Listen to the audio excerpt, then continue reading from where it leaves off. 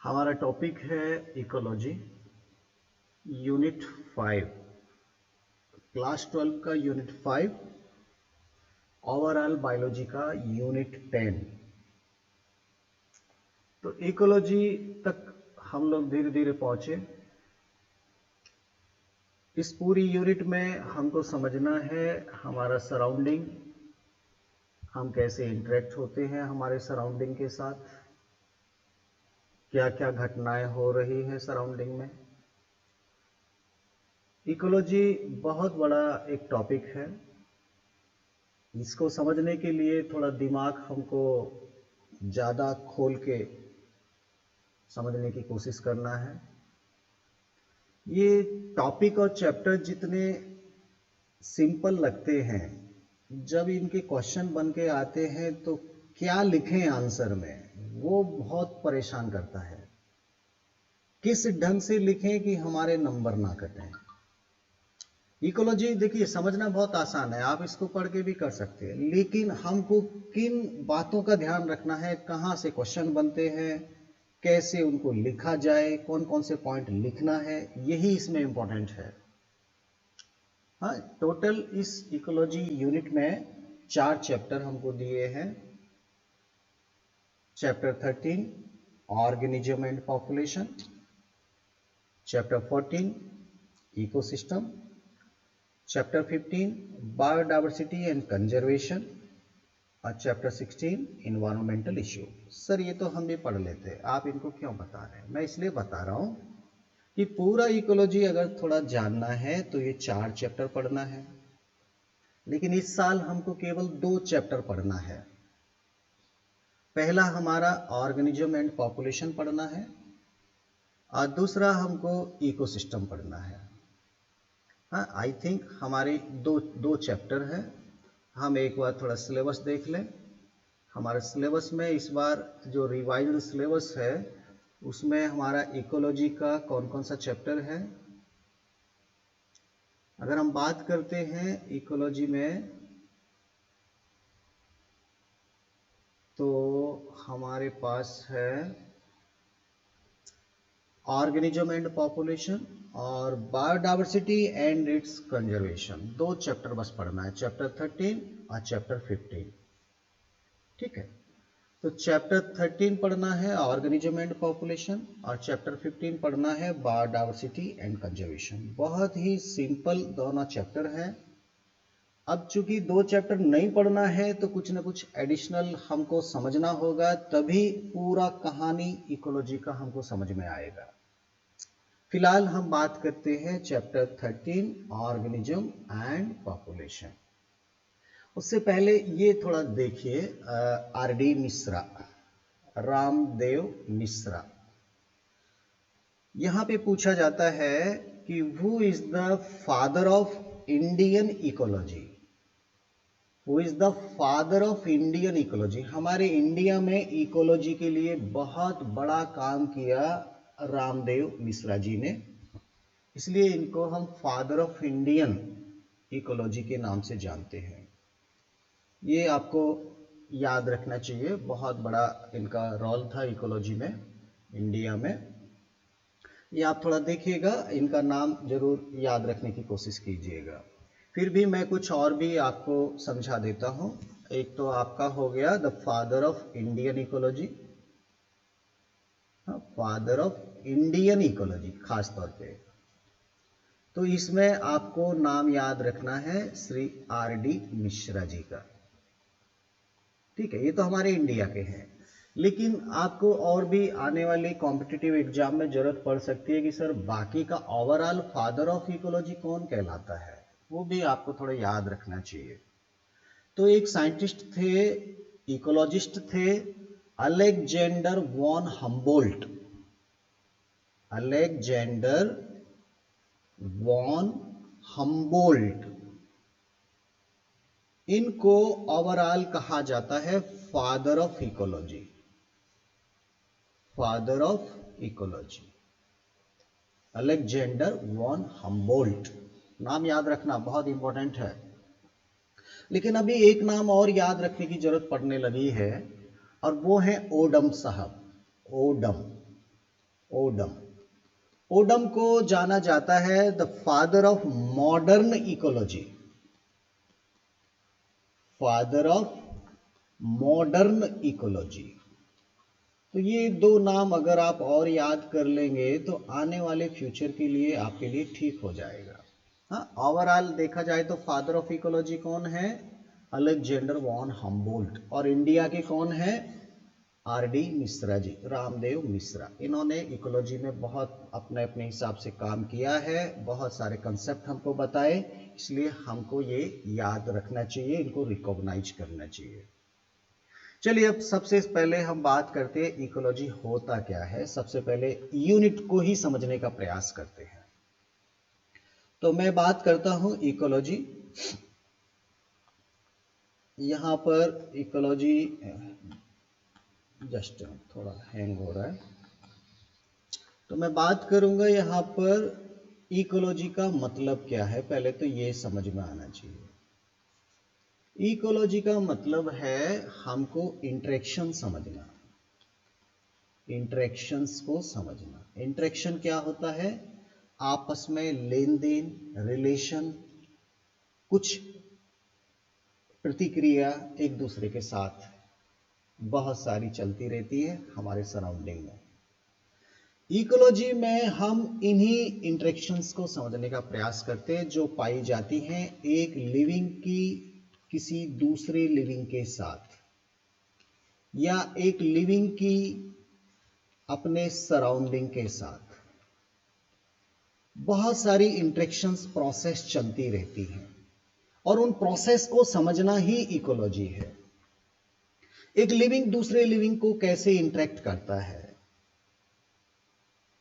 एक अगर हम बात करें, प्लांट है और एक एनिमल है, ये आपस में एक दूसरे को इंटरेक्ट करते कि नहीं करते? बिल्कुल करते हैं। एनिमल इसके लिए CO2 देता है, प्लांट इसके लिए O2 देता है, प्लांट इसके लिए फूड देता है, एनिमल कुछ ना कुछ डिकम्पोजर इसके लिए मिनरल्स उपलब्ध कराते हैं। तो लगातार यहाँ आपस में लेन देन चलता रहता है। एक लिविंग्स लगातार दूसरे लिविंग्स को कुछ न कुछ तरीके से इंटरेक्ट करता है, उसको या तो फायदा पहुंचाता है या नुकसान पहुंचाता है। कुछ पैथोजेंस हैं, कुछ डिकम्पोजर्स हैं, कुछ ऑटोट्रॉप्स हैं, कुछ हेटेरोट्रॉप्स हैं, वो एक दूसरे के साथ लगातार कुछ न कुछ करते रहते हैं। ये इंटरेक्शन हमको समझना, आखिर वो आपस में क्या क्या करते रहते हैं। ठीक है।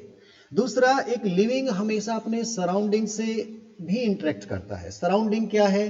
सराउंडिंग में उसका एटमॉस्फेयर है, उसका लिथोस्फेयर है, उसका हाइड्रोस्फेयर है, जो भी सराउंडिंग। सराउंडिंग को हम बोलते हैं एनवायरनमेंट। सराउंडिंग को क्या बोलते हैं? एनवायरनमेंट। हम लगातार एनवायरनमेंट को पॉल्यूट कर रहे हैं, लगातार एनवायरनमेंट को कंज्यूम कर रहे हैं। एनवायरनमेंट का मतलब केवल हवा नहीं है। एनवायरनमेंट का मतलब यहाँ की सॉइल, यहाँ का टेम्परेचर, यहाँ का वाटर, यहाँ पे सनलाइट, ये लगातार एक लिविंग्स को प्रभावित करते हैं और लिविंग्स लगातार इनको भी प्रभावित करता है अपनी एक्टिविटी से। तो ecology is the branch of biology in which we try to understand about the interactions between livings and livings and between livings and non livings. Surrounding क्या है? नॉन लिविंग्स है। तो ये इंटरेक्शन को समझना ही इकोलॉजी कहलाता है। To study about the interaction, to study about the interaction.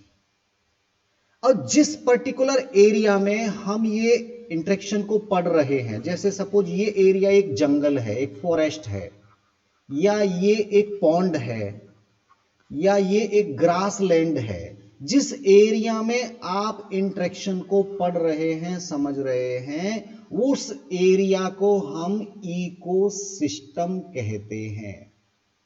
तो ecosystem is an area in which we try to understand about the interactions between livings and non-livings।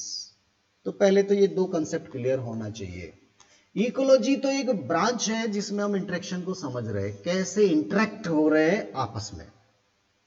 ठीक है, ये बात समझ में आई? बहुत सिंपल बात है। तो हमको तो चैप्टर 13 शुरू करना है और चैप्टर 13 में हमको जानना है ऑर्गेनिज्म एंड पॉपुलेशन। दो नाम दिया, ऑर्गेनिज्म एंड पॉपुलेशन, दो शब्द दिए, ऑर्गेनिज्म और पॉपुलेशन। अभी मैं केवल चैप्टर का नाम आपको बात कर रहा हूं। हम बात करेंगे ऑर्गेनिज्म, एक जो इंडिविजुअल होता है, एक जो एनिमल होता है, एक जो प्लांट होता है, एक जो माइक्रो ऑर्गेनिज्म, वो कुछ भी हो सकता है। ये इंडिविजुअल कुछ भी हो सकता है। ये कैसे दूसरे लिविंग से या अपने सराउंडिंग से कैसे कैसे प्रभावित होता है, किस तरह से ये चेंज होता है, इसमें एडेप्टेशन आते हैं कि क्या करता है, एक इंडिविजुअल अपने सराउंडिंग से कैसे इंटरेक्ट करता है, ये हमको पढ़ना है। और इसको हम बोलेंगे इंडिविजुअल इकोलॉजी। इसको हम क्या बोलेंगे? Individual ecology. एक इंडिविजुअल, कोई एक व्यक्ति है, कोई प्लांट है या कुछ भी है, वो कैसे अपने सराउंडिंग से इंटरेक्ट कर रहा है, वो हम बात करेंगे ऑर्गेनिज्म लेवल पे। कोई भी एक लिविंग है, ऑर्गेनिज्म का मतलब लिविंग, एक लिविंग मतलब एक इंडिविजुअल कैसे सराउंडिंग से इंटरेक्ट करता है, ये हमको समझना है। दूसरा, एक पॉपुलेशन कैसे इंटरेक्ट करती है, एक पॉपुलेशन दूसरी पॉपुलेशन से इंटरेक्ट करती है, एक पॉपुलेशन जहां रहती है वहां के सराउंडिंग से वो कैसे इंटरेक्ट करती है, पॉपुलेशन में कैसे ग्रोथ होती है, पॉपुलेशन में कौन कौन से फैक्टर काम करते हैं, हम पूरा पॉपुलेशन के इंटरेक्शन को समझेंगे। तो बस इस पूरे चैप्टर में हमको इंटरेक्शन ऑफ इंडिविजुअल समझना है, हमको इंटरेक्शन ऑफ पॉपुलेशन समझना है। ये हमारे पूरे चैप्टर का थीम है जो हमको जानना है इस चैप्टर में। एक इंडिविजुअल कैसे इंटरेक्ट करता है सराउंडिंग से, एक पॉपुलेशन कैसे इंटरेक्ट करती है सराउंडिंग से, हम कैसे कैसे पॉपुलेशन को स्टडी कर सकते हैं, हम कैसे एक इंडिविजुअल के बिहेवियर, उसके व्यवहार को हम स्टडी कर सकते हैं। यही हमारा इकोलॉजी है। ठीक है, तो शुरू करते हैं चैप्टर। ये हो गया आपका पूरा थीम कि आखिर हमको करना क्या है इस यूनिट में। अब हम बात करते हैं, सबसे पहले अगर आपके बुक के हिसाब से हम बात करते हैं, तो जब भी हम हमारे सराउंडिंग को देखते हैं, तो हमारे दिमाग में दो टाइप के क्वेश्चन आते हैं। पहला आता है हाउ और दूसरा क्वेश्चन आता है व्हाई। ये दो टाइप के क्वेश्चन, अगर आप साइंटिफिक एटीट्यूड वाले हैं तो ये दो तरह के सवाल, जब भी आप सराउंडिंग को देखते हैं, उसको ऑब्जर्व करते हैं, तो दो तरह के सवाल आपके दिमाग में आते हैं। क्योंकि लिविंग सिस्टम के बहुत सारे लेवल हैं। लिविंग सिस्टम को हम सेल लेवल पे पढ़ते हैं कि कितने टाइप की सेल हैं। अगर हम बायोडाइवर्सिटी की बात करें तो सेल की बायोडाइवर्सिटी हम बात करते हैं। हमारी बॉडी में कई टाइप के टिश्यू होते हैं, हमारे बॉडी में कई टाइप के ऑर्गन होते हैं, कई इंडिविजुअल्स, अलग अलग इंडिविजुअल्स दूसरे से अलग अलग होता है। इंडिविजुअल्स पॉपुलेशन बनाते हैं, पॉपुलेशन, एक पॉपुलेशन दूसरी पॉपुलेशन से अलग होती है। बहुत सारी पॉपुलेशन आपस में मिलकर कम्युनिटी बनाते हैं। कम्युनिटी, बहुत सारी कम्युनिटी एक साथ जिस जगह पे रहती है वहाँ बायोम बनता है। तो कई अलग अलग लेवल पे हम इनको स्टडी कर सकते हैं, लेकिन हमको तो यहाँ पर एक इंडिविजुअल पढ़ना है और एक पॉपुलेशन पढ़ना है। ना तो ये सेल और टिश्यू, ना ऑर्गन पढ़ना है, ना हमको कम्युनिटी और बायोम पढ़ना है। हमको तो कहाँ पे ध्यान देना है? केवल पॉपुलेशन और इंडिविजुअल, बस ये दो जगह पे हमको ध्यान देना है। इन्हीं का हम पूरा इकोलॉजी पढ़ने वाले हैं। ठीक है, तो लेवल तो कई हैं लाइफ के। हम यहाँ पे बात करेंगे, जब भी सराउंडिंग को हम ऑब्जर्व कर रहे हैं तो हाउ और व्हाई, ये हमारे दिमाग में आता है। जैसे आपके बुक में दिया है कि बुलबुल गाना गा रही है, हाँ, बुलबुल गाना गा रही है, या कोई भी और पक्षी हो सकता है वो गाना गा रहा है। तो सवाल आता है, ये गाना कैसे गा रही है और ये गाना क्यों गा रही है? जब आप इन सवालों का अर्थ समझने की कोशिश करते हैं, that is ecology. Try to understand about the interaction, यही इकोलॉजी है। वो गाना कैसे गा रही है, तो एक प्रोसेस आपको समझना पड़ेगा। उसका कोई साउंड बॉक्स है, वो हवा को बाहर कर रही है, अंदर कर रही है, और एक पर्टिकुलर साउंड प्रोड्यूस हो रहा है। ये हाउ हो गया। व्हाई मतलब क्यों, आखिर वो गाना क्यों गा रही है? शायद वो किसी के साथ कम्युनिकेशन कर रही है, वो किसी को बुला रही है या किसी को भगा रही है, शायद ऐसा कुछ वहां पे दिखाई देगा। तो ये सब सवालों को जानना, पढ़ना, समझना, यही तो इकोलॉजी कहलाएगी। ठीक है, बहुत सिंपल सी बात है। सवाल आता है कि रात में जो फूल खिलते हैं, नाइट ब्लूमिंग फ्लावर, वो जनरली सफेद रंग के क्यों होते हैं? ऐसा एक सवाल आता है, ये पूछा जाता है। सवाल क्या आता है, why are night blooming flower generally white? जो रात में फूल खिलते हैं जनरली वो सफेद क्यों होते हैं? तो सवाल यह है कि अगर रात में फूल खिले तो उनको पॉलिनेशन रात में ही करना पड़ेगा, दिन में तो फूल बंद रहेंगे। तो नाइट में अगर पॉलिनेशन करना है तो ऐसा कलर हो जो रात में आसानी से दिखता हो, तभी तो इंसेक्ट उसके पास आएंगे। तो इसलिए वो सफेद कलर के होंगे तो रात में आसानी से फ्लावर दिखेंगे इंसेक्ट को और वो इसको पॉलिनेट करके जाएंगे। ये देखिए, पॉलिनेशन, इंसेक्ट को अट्रैक्ट करना, ये सब प्रोसेस हमको कब समझ में आई? जब हमारा दिमाग आया व्हाई, तभी तो हमने ये सीखा। अब इंसेक्ट को कैसे मालूम चलता है कि किस फ्लावर में नेक्टर है, किस फ्लावर में नेक्टर नहीं है? तो हम बात करेंगे कि उसका जो स्मेलिंग सिस्टम है वो कितना स्ट्रांग है, कैसा है। तो ऐसे बहुत सारे सवाल हमारे सराउंडिंग में आते रहते हैं जिनको हम समझने का प्रयास करते हैं। तो एक बार मैं फिर से रिपीट करता हूं, इकोलॉजी क्या है? Ecology is a subject in which we study about the interaction among the organism and between the abiotic component। तो हम बात कर रहे हैं इसमें इकोलॉजी। अगर हम इकोलॉजी सही ढंग से जब पढ़ते हैं तो 4 लेवल पे इकोलॉजी जनरली पढ़ा जाता है। 4 लेवल कौन कौन से हैं, थोड़ा नाम अगर याद रखेंगे तो अच्छा रहेगा। हम इकोलॉजी जब भी इंटरेक्शन पढ़ते हैं तो उसके 4 लेवल हैं। एक होता है ऑर्गेनिज्म लेवल पे, एक ऑर्गेनिज्म या एक इंडिविजुअल कैसे इंटरेक्ट करता है ये पढ़ेंगे तो ऑर्गेनिज्म इकोलॉजी कहलाएगा।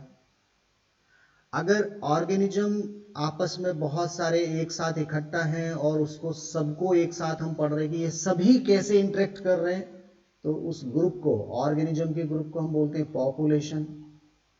तो पॉपुलेशन कैसे इंटरेक्ट करती है सराउंडिंग से, वो हमारा पॉपुलेशन इकोलॉजी कहलाएगा।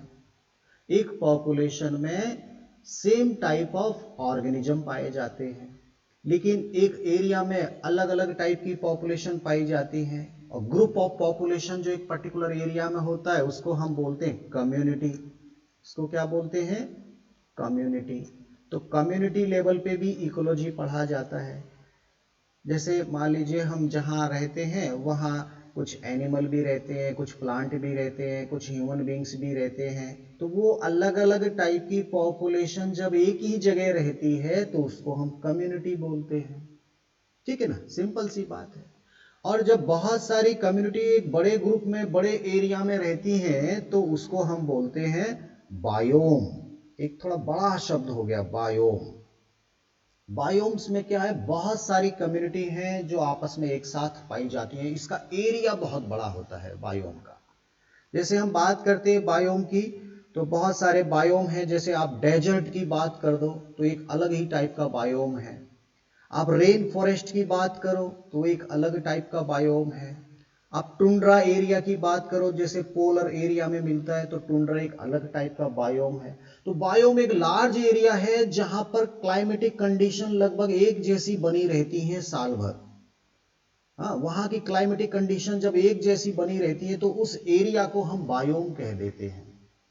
तो थोड़ा बड़ा एक ब्रॉड टर्म हो जाएगा बायोम। और हमको तो इसमें पढ़ना है केवल ये 2 इकोलॉजी, ऑर्गेनिज्म लेवल पे इकोलॉजी और पॉपुलेशन पे इकोलॉजी। लेकिन एक जनरल थोड़ा सा इनके बारे में देख लेना कौन सी बुरी बात है। हमने कुछ बायोम्स को लेके एक बनाया है, ग्राफ बनाया है, और उस बायोम को लेके बहुत सारे सवाल पूछे जाते हैं हमारी एनसीईआरटी बुक से।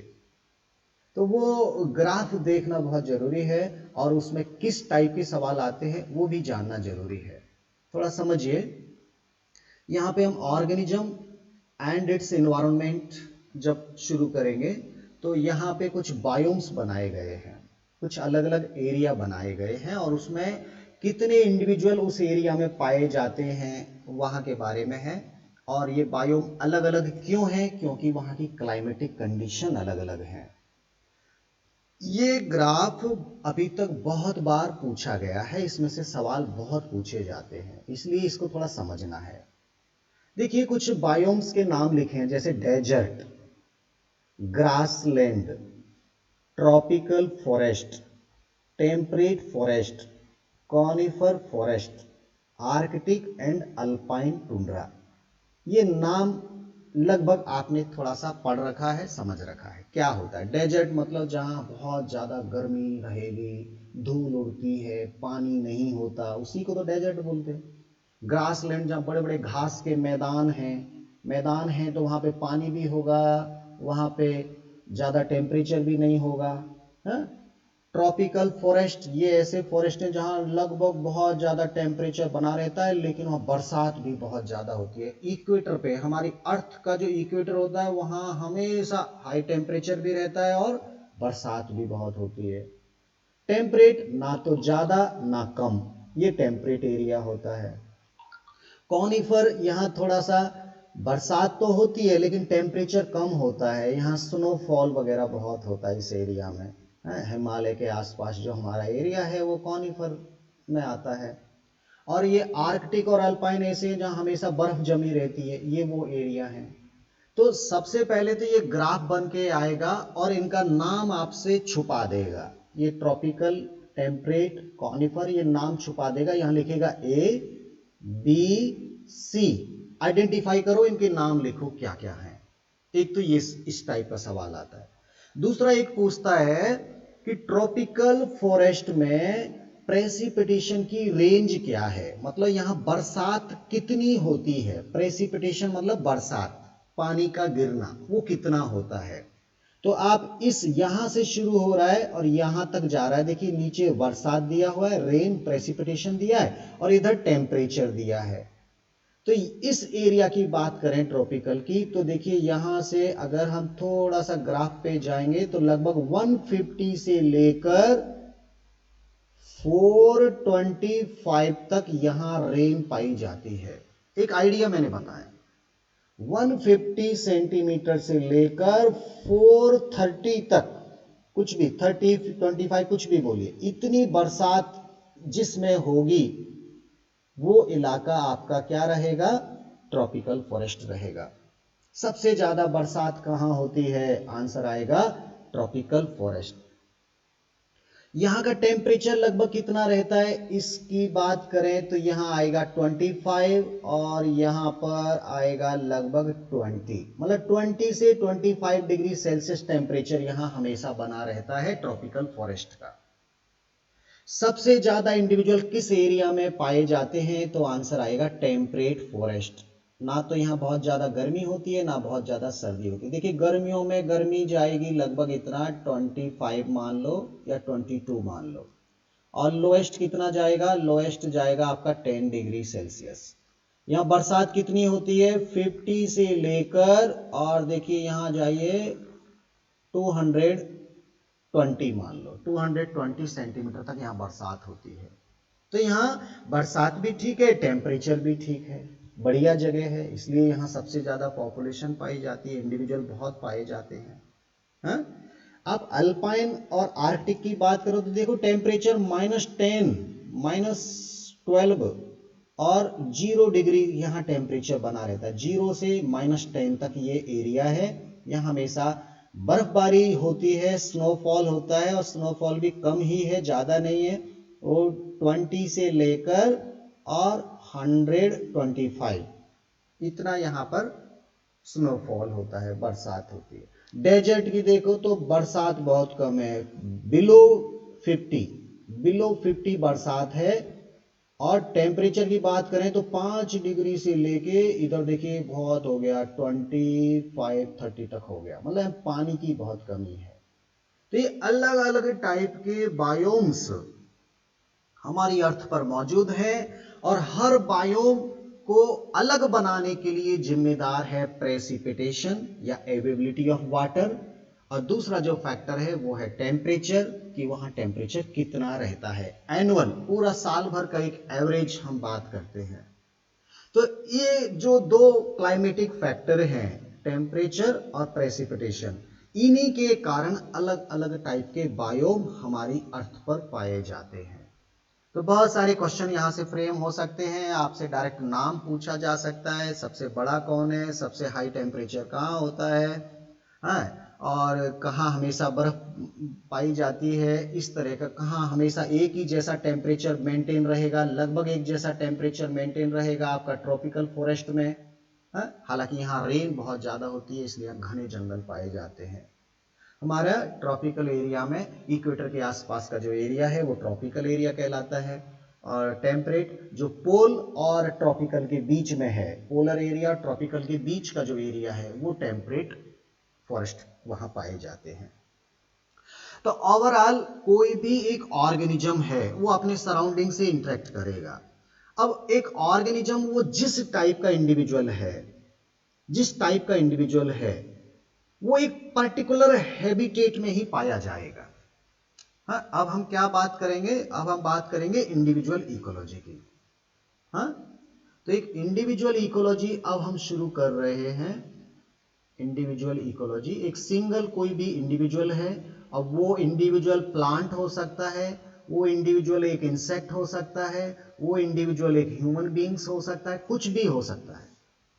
वो कोई भी इंडिविजुअल है वो एक पर्टिकुलर हैबिटेट में ही पाया जाएगा। हैबिटेट एक शब्द आ गया, हैबिटेट मतलब रहने की जगह।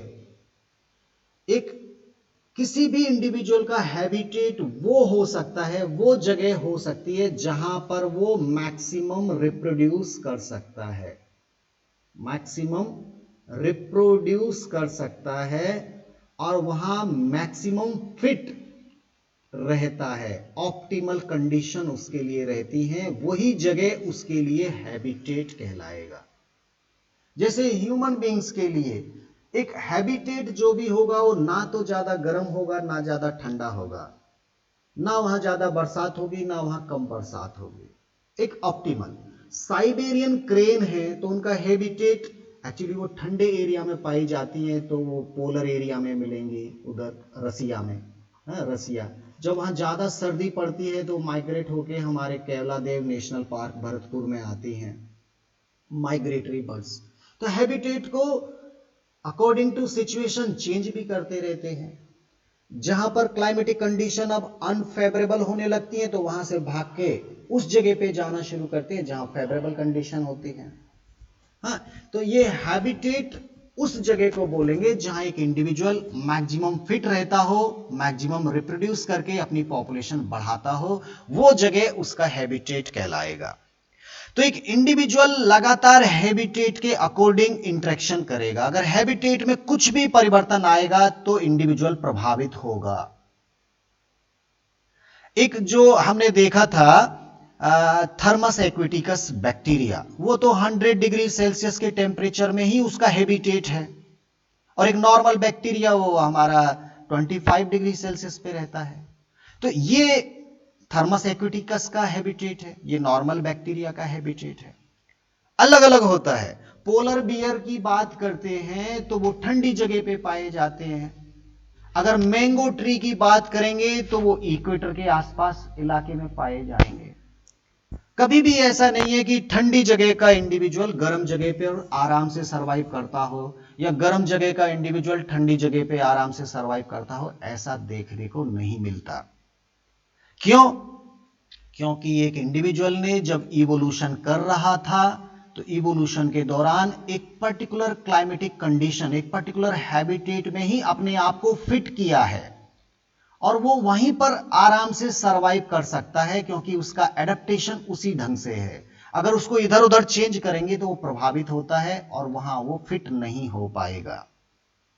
सवाल यहां से आता है, बहुत सारे सवाल यहां पे आते हैं, हम धीरे धीरे उनकी बात करेंगे, लेकिन एक इंडिविजुअल का हैबिटेट बनाने में आखिर कौन कौन से फैक्टर जिम्मेदार हैं, ये सबसे इंपॉर्टेंट है।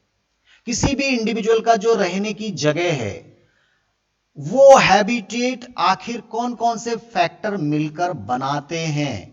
अगर इन फैक्टर में परिवर्तन होगा तो इंडिविजुअल में परिवर्तन होगा, वो इंडिविजुअल चेंज हो जाएगा, वो कुछ ना कुछ प्रतिक्रिया करेगा। एक रहने की जगह क्या होती है और कौन से फैक्टर उसको बनाते हैं, इसकी अगर हम बात करते हैं तो ये हमारा सबसे इंपॉर्टेंट टॉपिक जो बना, अब इसको थोड़ा समझते हैं। हैबिटेट, किसी भी हम बात कर रहे हैं इंडिविजुअल इकोलॉजी, एक इंडिविजुअल के लिए जो इंटरेक्शन करेगा वो हैबिटेट के लिए करेगा, वो रहने की जगह, अगर उसमें परिवर्तन होगा तो ये भी परिवर्तित हो जाएगा। तो हैबिटेट को फैक्टर कौन कौन से हैं, 4। नंबर 1 हम बात करेंगे यहां पर टेम्परेचर। नंबर हम बात क्या करेंगे, टेम्परेचर। अगर टेम्परेचर में चेंज आएगा तो इंडिविजुअल प्रभावित होगा। क्यों? क्योंकि टेम्परेचर हैबिटेट को बनाने के लिए बहुत इंपॉर्टेंट है। इसीलिए तो पोलर बियर पोलर एरिया में रहता है, क्योंकि उसको लो टेम्परेचर चाहिए। हाँ, एलिफेंट है वो कभी भी पोलर एरिया में नहीं मिलेगा, वो थोड़ा इधर गर्म एरिया में मिलेगा। बहुत सारे ऐसे सवाल आएंगे, बहुत सारे ऐसे एग्जाम्पल आएंगे, आपको एक एक करके हम सबको देखते जाएंगे और वहीं से सवाल बनते हैं, इसलिए उनको ज्यादा ध्यान से देखना है। फिलहाल हम बात कर रहे हैं हैबिटेट को डिसाइड करने वाले फैक्टर कौन कौन से हैं, जो एक इंडिविजुअल का हैबिटेट बनाते हैं, वो फैक्टर कौन कौन से हैं। नंबर 1 टेम्परेचर हो गया। नंबर 2 हम यहां पर बात करेंगे वाटर। वाटर मतलब प्रेसिपिटेशन, मतलब बरसात, कितनी बरसात होती है। तो डेजर्ट वाले प्लांट कम बरसात वाली जगह पे अपना हैबिटेट बनाएंगे, और जो रेन फॉरेस्ट हैं वो ज्यादा बरसात वाली जगह पे अपना घर बनाएंगे। अगर बरसात प्रेसिपिटेशन का पैटर्न बदलता है तो इंडिविजुअल भी बदल जाएगा, ध्यान देना। अगर रेगिस्तान में बहुत ज्यादा बरसात होना शुरू हो जाएगी तो रेगिस्तान में उगने वाले पौधे खत्म हो जाएंगे और वहां वो पौधे डेवलप हो जाएंगे जो ज्यादा पानी में सरवाइव करते हो।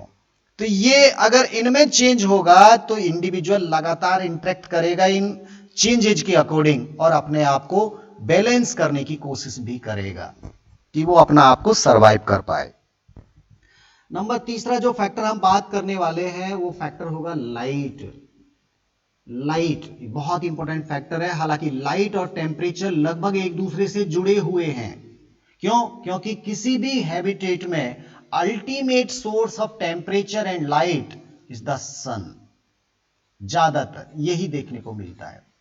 कुछ तेज उजाला जिनको चाहिए, फ्लावरिंग आने के लिए हमने पढ़ा था, ज्यादा फूल उसमें long day plant, short day plant हमने पढ़े थे फोटो पीरियडिज्म में।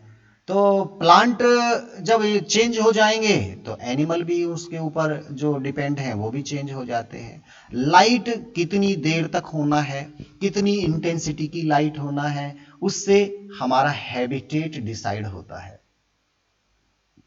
क्लियर हो गया? लाइट एक एक को डिटेल में पढ़ेंगे हम लोग, चिंता मत करो। फिलहाल मैं हैबिटेट को बनाने वाले 4 फैक्टर की बात कर रहा हूं। चौथा हम यहां बात करेंगे soil. Special type of soil will decide the special type of individual. काली मिट्टी में धान ज्यादा आसानी से उगाया जा सकता है। हाँ? अलग अलग टाइप की सॉइल, अलग अलग टाइप के इंडिविजुअल। क्या हर जगह की सॉइल एक जैसी है? नो। अलग अलग हैबिटेट में अलग अलग टाइप की सॉइल है, अलग अलग लाइट अवेलेबल है, वाटर अलग अलग अवेलेबल है और टेम्परेचर भी अलग अलग है। ये 4 चीज का जो एक कंपोजिशन होता है और उस कंपोजिशन से जो एक कंडीशन बनती है, क्लाइमेटिक कंडीशन, उस कंडीशन में जो अपने आप को फिट करता है वही उस इंडिविजुअल का हैबिटेट बन जाता है, वही उसका हैबिटेट बनता है। हैबिटेट मतलब रहने की जगह। चारों चीज जहां ऑप्टिमल मिल जाएंगी किसी भी इंडिविजुअल को, उसी जगह को वो अपना घर बना लेता है, उसको अपना वो हैबिटेट बना लेता है। हम बात करेंगे टेम्परेचर से कैसे इंडिविजुअल चेंज होता है, इंटरेक्ट करता है, वाटर से कैसे इंटरेक्ट होता है, लाइट से कैसे इंटरेक्ट होता है, सॉइल से कैसे इंटरेक्ट होता है। ये बात कल की क्लास में हम लोग करेंगे, क्योंकि हम इंडिविजुअल इकोलॉजी पढ़ रहे हैं। इंडिविजुअल इकोलॉजी वो अपनी सराउंडिंग से लगातार इंटरेक्ट करेगा और सराउंडिंग में क्या है, ये 4 चीज हैं उसके सराउंडिंग में जो उसको प्रभावित करती हैं। तो हम देखेंगे एक एक चीज से कि आखिर एक इंडिविजुअल कैसे इंटरेक्ट करता है। ठीक है, तो बहुत इंटरेस्टिंग ये चैप्टर है, बहुत ढंग से इसको समझना है। रटेंगे तो कुछ समझ में नहीं आएगा, इसको ढंग से समझेंगे तो सब कुछ समझ में भी आएगा। ठीक है, अब कल की क्लास में हम इसको आगे फॉलो करेंगे।